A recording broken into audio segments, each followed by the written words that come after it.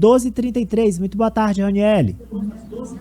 Boa tarde, Ari Carvalho. Boa tarde a todos que nos acompanham pela TV e pela rádio Jornal Meio Norte. Hoje nós temos uma convidada super especial que estávamos nos aguardando aqui há um certo tempo, já no Bufete Sapateiro, a deputada Tabata Amaral, do PDT de São Paulo, que teve aí uma votação super expressiva nas eleições de 2018, mais de 260 mil votos no estado de São Paulo, e hoje vai conversar aqui com a gente. Ela que também é ativista na área da Obrigada, deputada Tabata. Boa tarde.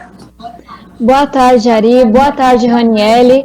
E todos que nos acompanham na Meio Norte. É uma honra estar conversando aqui com vocês. Muito Obrigada bem. pelo convite. A deputada Tabata Amaral tem só 26 anos de idade. É uma ativista preparadíssima do ponto de vista educacional, né? Considerada uma garota prodígio da educação. Eu já li bastante a respeito da deputada Tabata Amaral e a educação é uma das bandeiras dela. Raniele, por favor, faça as honras da casa. A primeira pergunta é para a deputada Tabata. Olha, eu vou começar falando sobre a pandemia, né? O Brasil já atinge mais aí de 98.400 óbitos registrados, ainda tem os subnotificados, e o presidente da República, ele comentou ontem sobre essas quase 100 mil mortes que o Brasil pode atingir ainda nesta semana, dizendo que é preciso seguir a vida. É lamentável, mas é preciso seguir a vida. Ou seja, a gente percebe que o presidente ainda não tem uma empatia pelas famílias dos que morreram. Deputada, como é que a senhora avalia a liderança ou a falta de liderança do presidente diante dessa pandemia e como é que o Congresso está fazendo para reverter essa situação de uma falta de um comando no país? Raniele, a fala do presidente Bolsonaro de ontem é extremamente grave, mas essa não é uma fala isolada.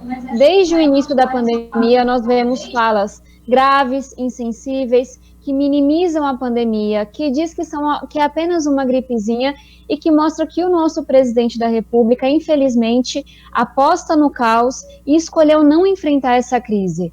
É claro que o nosso Brasil iria passar por essa, porque todos os países estão passando, mas eu tenho uma consciência tão grande de que a gente não precisava ter sofrido tanto, que a gente não precisava estar perdendo tantas vidas, se tivéssemos um presidente da República que de fato fosse um líder nesse momento.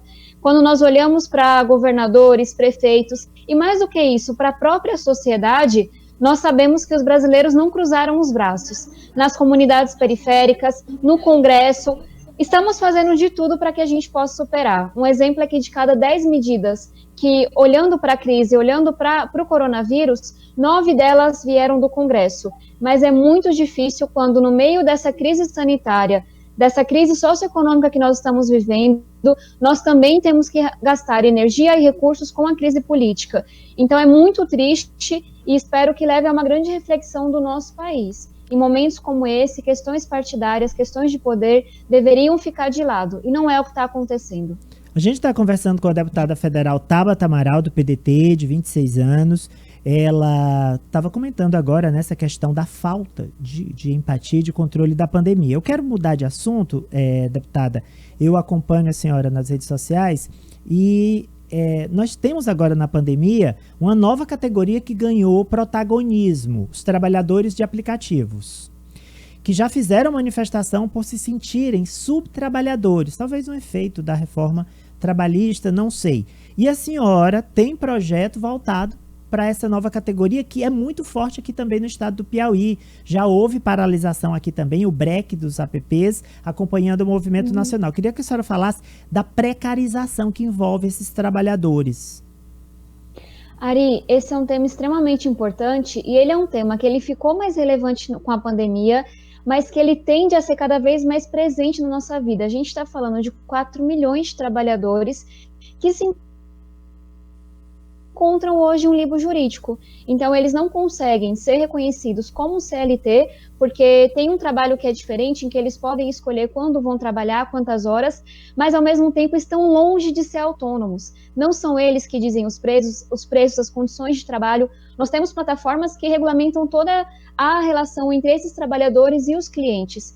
Então, o que eles trazem são demandas muito básicas. Tem um exemplo que é de partir o coração, porque é extremamente injusto, que foi um estudo que mostrou que trabalhadores de bicicleta têm que trabalhar mais de 12 horas por dia para atingir menos do que um salário mínimo. Então, esse projeto de lei que nós apresentamos, ele fala desse trabalho sob demanda, que não é encaixado como CLT pela Justiça, mas que tampouco pode ser visto como autônomo, falando de equipamentos de proteção individual, que são muito importantes nesse momento de pandemia. A gente está falando de um salário mínimo hora, que olhe para um descanso remunerado, que olhe para o tempo de espera que esses trabalhadores têm. A gente está pedindo mais.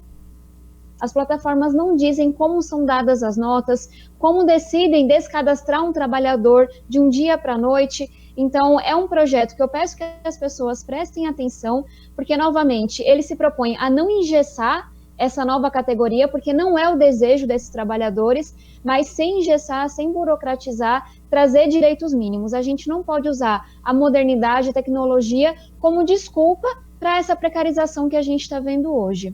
Muito bem, Raniele.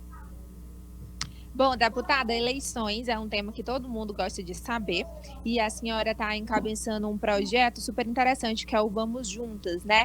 Que tem como objetivo incentivar mulheres na política. E também, recentemente, a senhorita, né, apenas 26 anos, lançou um livro que fala sobre essa sua carreira política, que encontrou bastante resistência do próprio PDT, do seu partido, na sua campanha em 2018, com redução de verbas, com falta de apoio, que isso só se reverteu depois, né, que o candidato à presidência, Ciro Gomes, decidiu apoiá-la. Eu queria que a senhora falasse sobre esse projeto Vamos Juntas, se ele tem rendido bons frutos, e também um pouco da sua experiência, pelo fato de ser mulher. É difícil?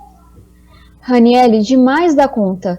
No livro Nosso Lugar, eu conto como a educação transformou a minha vida. Eu venho de uma comunidade periférica no extremo sul de São Paulo, e foi só por meio da educação e dos meus professores que eu pude conquistar o meu direito de sonhar. Porque onde eu cresci, ninguém falava comigo sobre faculdade, e todos diziam que nosso caminho era o crime, era as drogas, era a violência, que era tão presente naquela comunidade. E isso fez de mim uma ativista pela educação, e o meu ativismo na educação de mais de 10 anos me mostrou que se a política e os políticos não mudassem, a nossa educação... Eu percebo quanto que as estruturas, e aí isso não é uma questão de esquerda ou direita, o machismo ele é presente em todos os partidos, o quanto que as barreiras são muitas para que as mulheres não ocupem esse lugar. Qual a consequência? De cada 10 prefeitos que nós temos no Brasil, apenas uma é mulher. Aí, por outro lado, vamos olhar os estudos. Saiu um estudo recente, faz menos de um mês, feito pela Unicamp, por pesquisadoras da Unicamp, que mostrou que em cidades onde nós temos prefeitas mulheres, a mortalidade infantil é menor. E eu trago isso não para dizer que mulheres são melhores do que homens, mas para dizer que nós somos igualmente capazes de gerir cidades, de ocupar a política, mas há tantas barreiras, há tantas dificuldades, que a política acaba excluindo as mulheres. Então, o que é o Vamos Juntas? É um movimento que é suprapartidário, que é nacional, para termos mais mulheres na política. Nós estamos apoiando 51 líderes de todas as regiões do país, que são mulheres diversas, com idades diferentes, com trajetórias, bandeiras diferentes, mas que decidiram abrir mão de sua vida pessoal, de tudo que haviam construído, para entrar na política e transformá-la. Então, quem quiser conhecer mais do Vamos Juntas, é @Vamos Juntas na política, em todas as redes. E, novamente, essa é uma bandeira suprapartidária. Na hora que o nosso Congresso, Assembleias Legislativas, câmaras municipais tiverem mais a cara do Brasil, com mulheres, negros, jovens, periféricos, com esse povo todo nosso que carrega consigo diplomas de realidade, eu tenho certeza que a política vai começar a trabalhar para todos e para todas, e não apenas para os grupos que majoritariamente estão lá representados hoje. Minha última pergunta para a deputada federal Tabata Amaral, do PDT, é sobre educação. O Brasil está fazendo o dever de casa, Nesta pandemia, estou me referindo aos gestores e também à educação privada. E eu gostaria que rapidamente a senhora fizesse um paralelo entre essa educação privada e o que os prefeitos e governadores estão oferecendo de alternativa aos estudantes neste momento. Ari, quando a gente fala dessa pandemia tão triste que a gente está vivendo, o que ela faz? Ela expõe nossas muitas mazelas e desigualdades e ela aprofunda o que já estava ruim. Então, quando a gente fala dessa grande desigualdade na educação, não é diferente. Nós temos crianças que, felizmente, estudam, tantas outras que dividem pequenos cômodos com muitos familiares, cujos pais muitas vezes não sabem ler e escrever, que não têm internet. Então, para lhe responder, nós vemos de muitos governos, de muitos municípios, e temos sim alguns casos de sucesso de educação não presencial. Mas especialmente quando a gente fala da educação municipal, é aí que está a minha maior preocupação.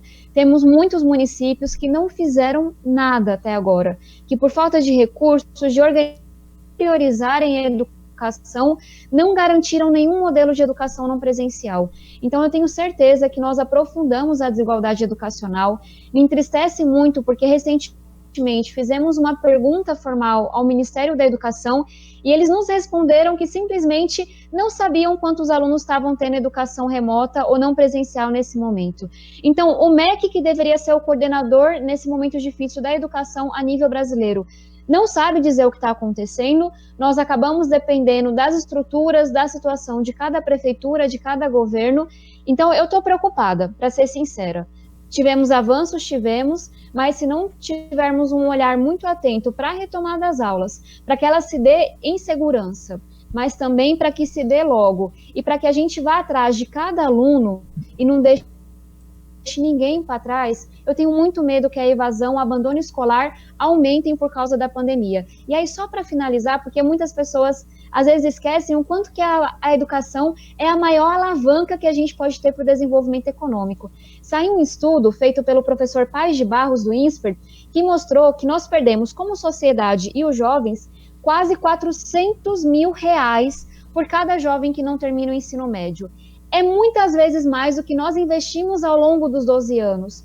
Ou seja, a gente está perdendo muito em desenvolvimento econômico, inclusão social, ao não criar condições para que os jovens terminem o ensino médio, pelo menos. E esse vai ser o nosso maior desafio na retomada: evasão, abandono escolar e também toda a questão da saúde mental que vem acometendo nossos jovens, nossos professores e as equipes escolares com esse momento duro que a gente está vivendo. Muito bem, Raniele, vamos agradecer a deputada federal Tabata Amaral por conversar conosco, uma ouvinte nossa e telespectadora, porque nós estamos ao ar na rádio e na TV simultaneamente. A dona Ângela diz que a senhora é uma grande inspiração e um enorme exemplo de como se deve fazer política. A nossa ouvinte mandou uma foto dela com o pai, vou já mostrar aqui, em homenagem ao Dia dos Pais, é sua admiradora, deputada. Dona Ângela, muito obrigada pela sua mensagem.